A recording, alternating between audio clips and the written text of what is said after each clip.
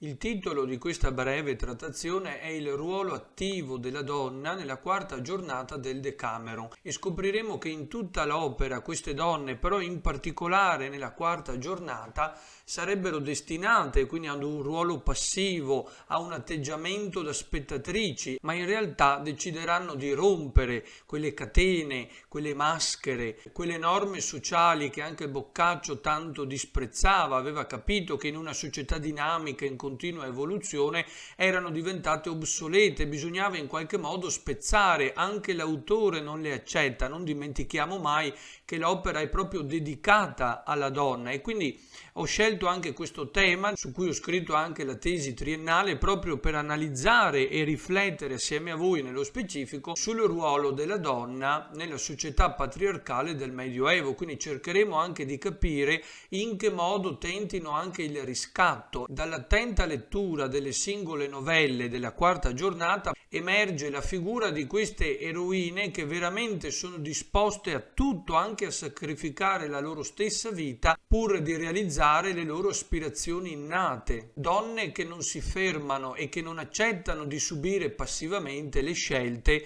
stabilite a priori dagli uomini. Non si può fare a meno di accostare queste donne ai personaggi di Pirandello, quindi vediamo anche un po' il confronto tra Boccaccio e l'autore invece novecentesco, perché ci sono veramente elementi di modernità straordinari nell'opera di Boccaccio, perché non si può, leggendo di queste eroine, non pensare anche a Mattia Pascal. Anche lui, costretto a vivere una vita monotona, ripetitiva, molto semplice, si sposa però è infelice, capisce insomma di non essere tagliato per quella vita. Poi come sappiamo bene, quell'annuncio così che cade quasi come un fulmine a ciel sereno della sua morte letta sui giornali, quindi decide di cambiare vita, e in quel momento Mattia Pascal si trasforma in Adriano Meis. Ecco, però è soltanto in quel momento, quando è costretto quindi ad assumere una nuova identità, che si rende conto di non essere mai vissuto. È stato un semplice spettatore della sua vita e pertanto condannato ad un'esistenza terribilmente infelice, la stessa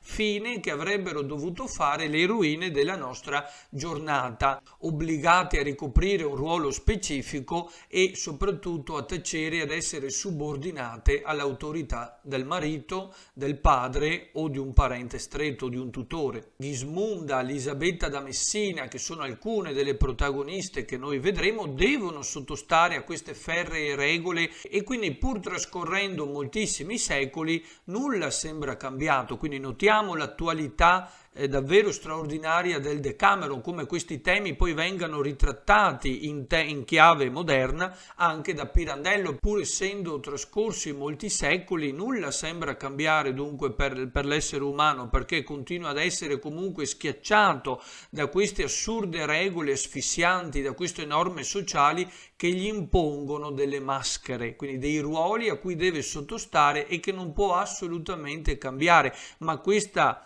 prigione di fatto lo soffoca e gli impedisce di essere felice e non gli consente di essere pienamente se stesso, e da qui dunque deriva l'infelicità. E pensiamo a Enrico IV, quindi in quest'opera sempre di Pirandello il protagonista è costretto a fingersi pazzo pur di non soccombere, di non finire in carcere, però è costretto quindi a fingere. E qui ci colleghiamo anche a Montale, quello scalcinato muro che è in cima ai cocci aguzzi di bottiglia, quindi non posso vedere al di là del muro il mare, lo sento, lo percepisco, ma quella felicità è di là dal venire. Il poeta stesso dirà che è nell'attesa che è gioia più compita, cioè più compiuta. Riesco più poi ad ottenere nulla, vivo questa perenne attesa, quella siepe che nasconde una parte dell'orizzonte, che mi impedisce di raggiungere l'assoluto, la totalità, la vastità dell'universo, e quel piacere assoluto a cui tendo e di cui ho l'idea in testa, ma di cui non potrò mai pienamente godere, e quindi sono condannato per l'eternità ad una infelicità. Pensiamo a Ghismunda, quando posa gli occhi sul servo Guiscardo, capisce di non essere mai vissuta fino a quel momento, si è solo vista vivere. Ecco l'analogia col Mattia Pascal, cioè è soltanto l'amore, quell'impulso naturale interno a Ghismunda che finalmente la può accendere, la vivifica e solo in quel momento si sente attiva, ma fino ad allora era rimasta come sopita e quindi era stata una semplice spettatrice della sua esistenza. Ma a differenza di Enrico IV, di altri autori di cui abbiamo già parlato, di Adriano Meis, Ghismunda non accetterà, Elisabetta da Messina stessa non permetteranno ai loro parenti di imporre quelle maschere e di rispettare quelle asfissianti regole che impedirebbero loro di essere veramente felici. Il ruolo attivo sta tutto qui, cioè la loro modernità è che queste donne sono delle eroine perché non accettano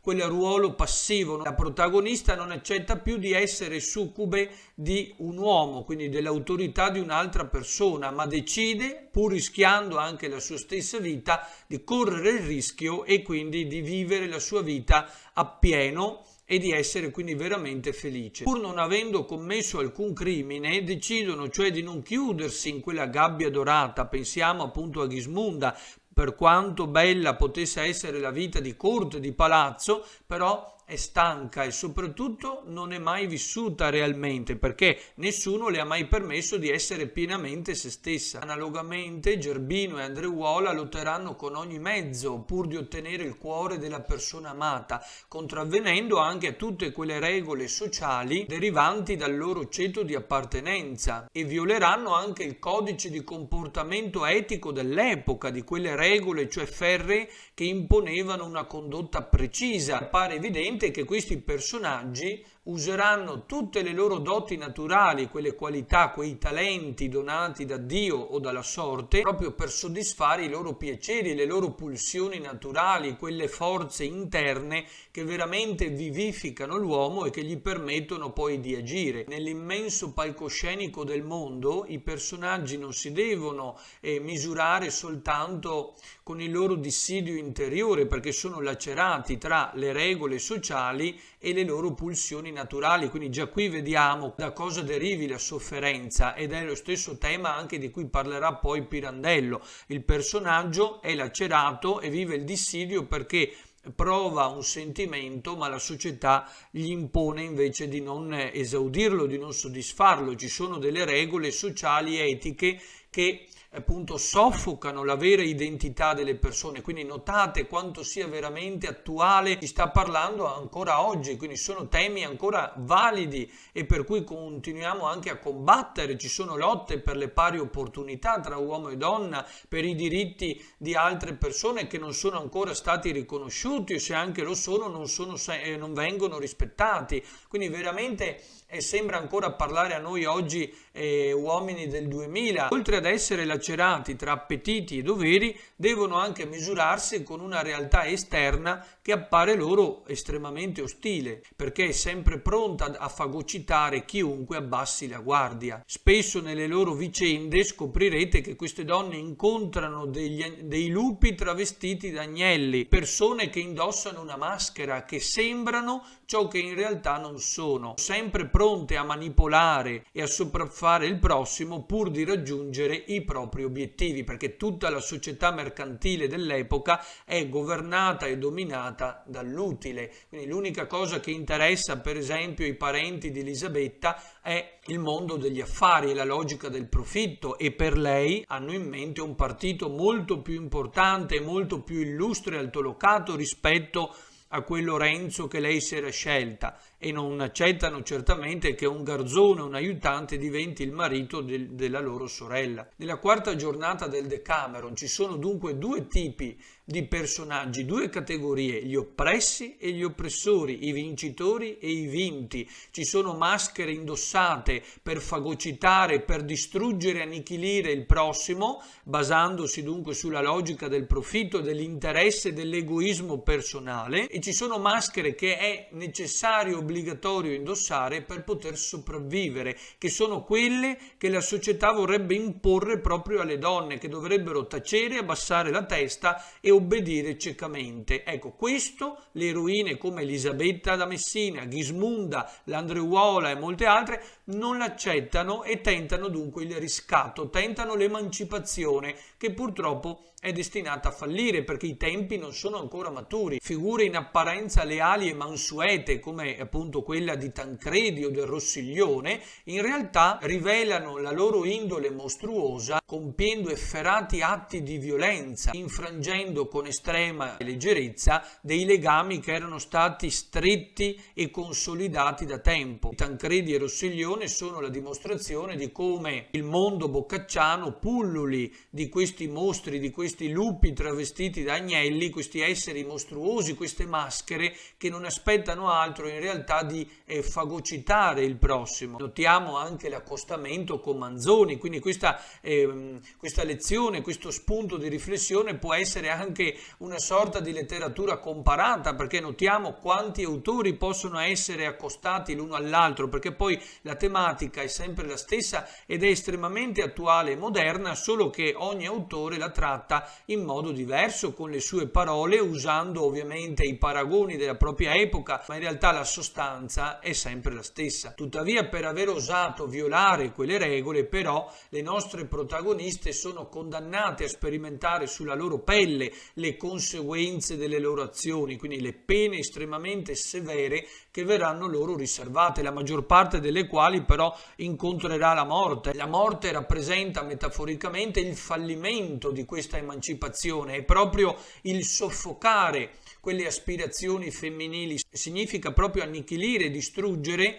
la libertà e l'identità stessa della donna, quindi altro che pari opportunità. Gerbino viene decapitato per ordine del padre, Ghismunda è costretta al suicidio per colpa di questo padre padrone che si ritrova. Elisabetta da Messina e Girolamo invece si abbandonano alla loro disperazione e lentamente piangendo poi si lasciano morire. L'esperienza di Elisabetta e anche di Girolamo ci ricorda un po' anche l'esperienza di Narciso, no? Colui che rimane lì a contemplare la propria immagine e nel nostro caso invece a contemplare la persona che è deceduta. Pensiamo alla testa del povero Lorenzo che viene piantata, che viene nascosta dentro al vasetto del basilico, e naturalmente questa povera Elisabetta che piangendo su di lui tutti i giorni, quindi innaffiandolo con le sue lacrime, si dimentica anche di vivere e si abbandona quindi alla morte. L'unica che ha la possibilità di salvarsi e di redimersi, quindi di sfuggire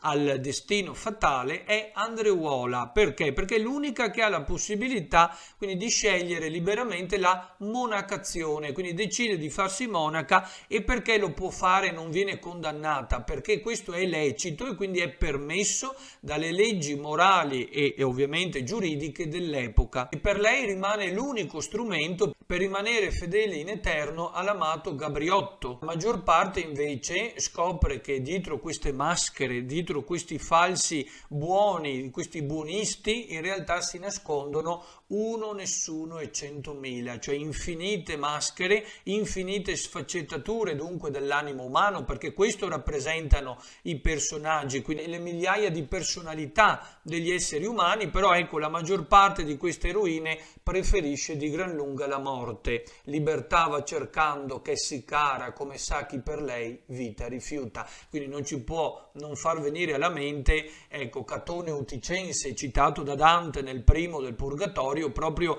per ricordarci quindi come sia di gran lunga preferibile la morte però da uomo libero, anziché una vita vissuta nella servitù. Quindi anziché diventare delle schiave di queste norme, di queste regole sociali che soffocano e che veramente inibiscono le proprie pulsioni naturali e soprattutto spengono, ecco, la vera identità di queste donne, ebbene l'emancipazione fallita si deve per forza tradurre o nel suicidio eroico o comunque nella morte, nell'abbandono al proprio dolore, alla propria disperazione. Questo non impedisce loro quindi di finalmente smettere di essere spettatrici e diventare delle donne vive e attive, quindi iniziano davvero ad agire, ad essere protagoniste della loro esistenza e quindi tentano quel riscatto che purtroppo verrà stroncato sul nascere. Pensiamo anche a Simona, una di queste eroine. Lei non ha i mezzi